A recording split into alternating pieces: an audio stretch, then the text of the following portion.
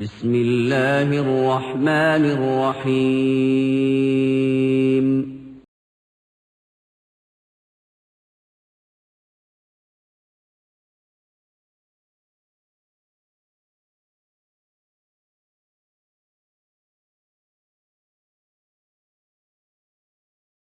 السلام عليكم ورحمة الله وبركاته.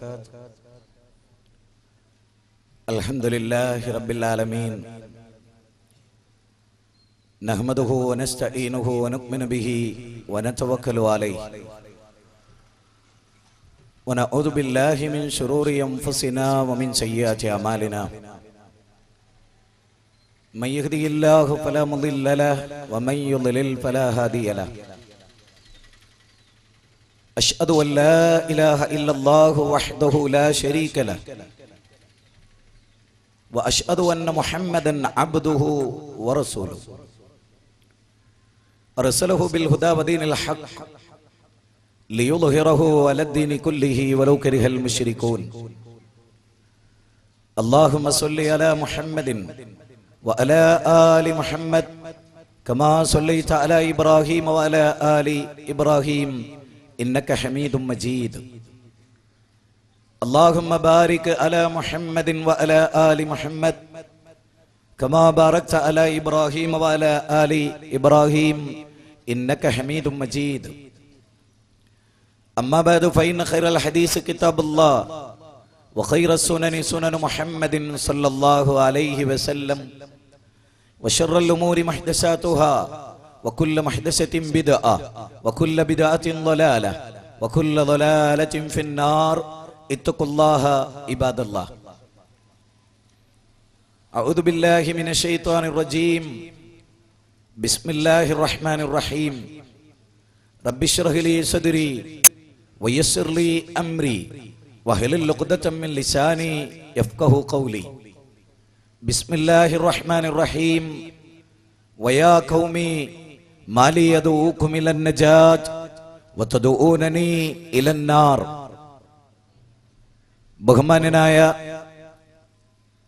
മണ്ഡലം സമ്മേളനത്തിന്റെ സമാപന പ്രസംഗത്തെ നിയന്ത്രിച്ചു കൊണ്ടിരിക്കുന്ന, വേദിയെ നിയന്ത്രിച്ചു കൊണ്ടിരിക്കുന്ന ആദരണീയനായ അധ്യക്ഷൻ അബ്ദുൾ റഷീദ് സാഹിബ്,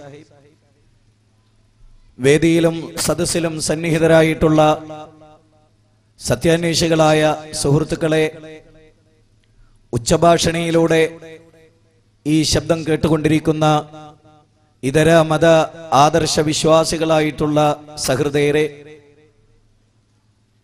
വളരെ പ്രാധാന്യമർഹിക്കുന്ന ഒരു പ്രമേയ വിശദീകരണ സമ്മേളനമാണ് ഇവിടെ നടക്കേണ്ടത്. ഔപചാരികമായ ഉദ്ഘാടനം ബഹുമാന്യനായ TP അബ്ദുള്ളക്കോയ മദനി സാഹിബ് നിർവഹിക്കുകയും അള്ളാഹുവിന്റെ വിളിക്കുത്തരം നൽകി പരിശുദ്ധ മസ്ജിദുകളിൽ നമസ്കാരം കഴിഞ്ഞ് മതത്തെ അറിയുക പ്രമാണങ്ങളിലൂടെ എന്ന വളരെ ശ്രദ്ധേയമായ ഒരു വിഷയത്തിന്റെ അവതരണമാണ് ഇതിന്റെ സംഘാടകർ വിശ്വസിച്ച് എന്നെ ഏൽപ്പിച്ചിട്ടുള്ള ഉത്തരവാദിത്തം. മതത്തെ പ്രമാണങ്ങളിൽ നിന്ന് മനസ്സിലാക്കുക എന്നുള്ള ഈ വിഷയം എന്തുകൊണ്ടാണ് ഈ കാലഘട്ടത്തിൽ തെരഞ്ഞെടുത്തത് എന്നതിനെ സംബന്ധിച്ച് ചിന്തിക്കുമ്പോൾ വളരെ ഗൗരവമായ ചില വിഷയങ്ങളിലേക്ക് മനുഷ്യരുടെ ശ്രദ്ധ തിരിക്കുകയാണ് നാം ചെയ്യുന്നത്. മതപ്രമാണങ്ങളിൽ നിന്ന് മതം പഠിക്കുന്ന ഒരു സമൂഹത്തെ സംബന്ധിച്ചിടത്തോളം അവർ ജീവിക്കുന്ന പ്രദേശത്ത് മാനവ സമൂഹത്തിന് ഏറ്റവും ഉപകാരമുള്ള ആളുകളായി ആ സമൂഹം മാറും. ധാരാളം മതങ്ങളുള്ള ഒരു രാജ്യത്താണ് നമ്മൾ ജീവിച്ചുകൊണ്ടിരിക്കുന്നത്. പ്രത്യേകിച്ച് ഇന്ത്യ എന്ന് പറയുന്ന ഈ രാജ്യം ധാരാളം മതങ്ങൾക്ക് അഭയം നൽകിയ സംഗമസ്ഥാനമാണ് നമ്മുടെ രാജ്യം. കേരളം എന്ന് പറയുന്ന നമ്മുടെ ഈ നാട്, ഈ സാംസ്കാരിക കേരളം വിദ്യാഭ്യാസ രംഗത്ത് ഏറ്റവും മുന്നിട്ട് നിൽക്കുന്ന ഒരു സ്റ്റേറ്റാണ്. സ്വാഭാവികമായും ഭൗതിക വിദ്യാഭ്യാസം അധികരിച്ചാൽ മനുഷ്യ സമൂഹം നന്നാകും എന്നൊരു ചിന്ത പൊതുവെ ഉണ്ടായിരുന്നു മുമ്പ്. ഭൗതിക വിദ്യാഭ്യാസം ഉണ്ടായാൽ മനുഷ്യ സമൂഹം നന്നാകുമെന്ന ഒരു ധാരണയുണ്ടായിരുന്നു ലോകത്ത് മുമ്പ്. അങ്ങനെയാണെങ്കിൽ ഇന്ത്യയിൽ ഏറ്റവും കൂടുതൽ സംസ്കാരമുള്ള ഒരു ജനത കേരളത്തിലാണ് ഉണ്ടാകേണ്ടത്. ദൗർഭാഗ്യകരമെന്ന് പറയട്ടെ, കേരളത്തിൽ ഇന്ന് ഏറ്റവും സംസ്കാര ശൂന്യരായ ഒരു ജനത ജീവിക്കുന്നത് കേരളത്തിലാണ്. കാരണം ലോകത്തുള്ള തിന്മകളിൽ ഏറ്റവും കൂടുതൽ തിന്മ കേരളത്തിൽ നടക്കുന്നു എന്നാണ് പുതിയ കണക്കുകൾ. ഇന്ത്യയിലെ ഏറ്റവും കൂടുതൽ മദ്യപാനികളുള്ള നാട് നമ്മുടെ കേരളമാണ്. ഏറ്റവും കൂടുതൽ ഡൈവേഴ്സുകൾ നടക്കുന്ന നാട് നമ്മുടെ കേരളമാണ്. ഏറ്റവും കൂടുതൽ ആത്മഹത്യ നടക്കുന്നത് നമ്മുടെ നാട്ടിലാണ്.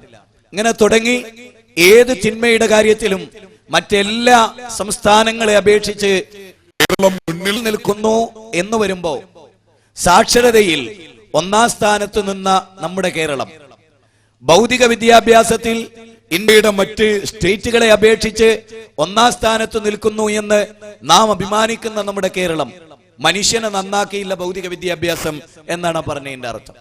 ഭൗതിക വിദ്യാഭ്യാസം മനുഷ്യന് സംസ്കാരം നൽകുന്നില്ല എന്നത് ഇന്ന് ലോകത്ത് തിന്മയുടെ ഏറ്റവും ഉച്ചസ്ഥായിയിൽ നിൽക്കുന്നവരൊക്കെ എഞ്ചിനീയർമാരും ഡോക്ടർമാരും ഉന്നത വിദ്യാഭ്യാസമുള്ളവരും സാഹിത്യകാരന്മാരും രാഷ്ട്രീയ മേലാളന്മാരും ഒക്കെയാണ് എന്ന വസ്തുത മുന്നിൽ വെച്ചുകൊണ്ട് നാം ചില കാര്യങ്ങൾ കൃത്യമായി സംസാരിക്കുകയാണ്. എന്താണ് മതം? മതത്തെ അറിയേണ്ടത് എവിടെ നിന്നുകൊണ്ടാണ്? ഇതാണ് വളരെ ചുരുങ്ങിയ സമയത്തിനുള്ളിൽ ഞാൻ നിങ്ങളുമായി ഇന്ന് സംസാരിക്കാൻ ആഗ്രഹിക്കുന്നത്. ധാരാളം മത സംഘടനകളുള്ള ഒരു സ്റ്റേറ്റ് ആണ് നമ്മുടെ കേരളം. ധാരാളം മതസംഘടനകൾ. ഈ സംഘടനകളെല്ലാം അവയുടെ ശക്തമായ പ്രബോധന പാന്താവിലൂടെ ജീവിച്ചു കൊണ്ടിരിക്കുന്നു എന്ന് അവകാശപ്പെടുന്നവരാണ് ഇവിടെയുള്ള എല്ലാ മതസംഘടനകളും.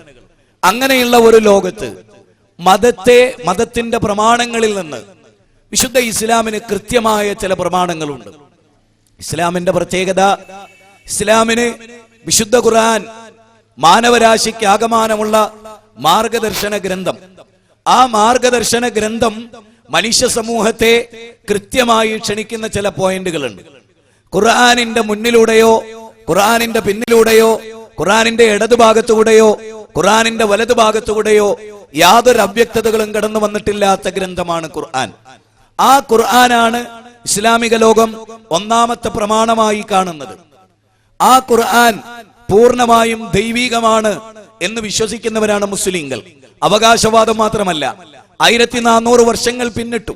ലോകത്ത് 1400 വർഷങ്ങൾ പിന്നിട്ടു ഖുർആൻ മനുഷ്യരെ വെല്ലുവിളിച്ചു.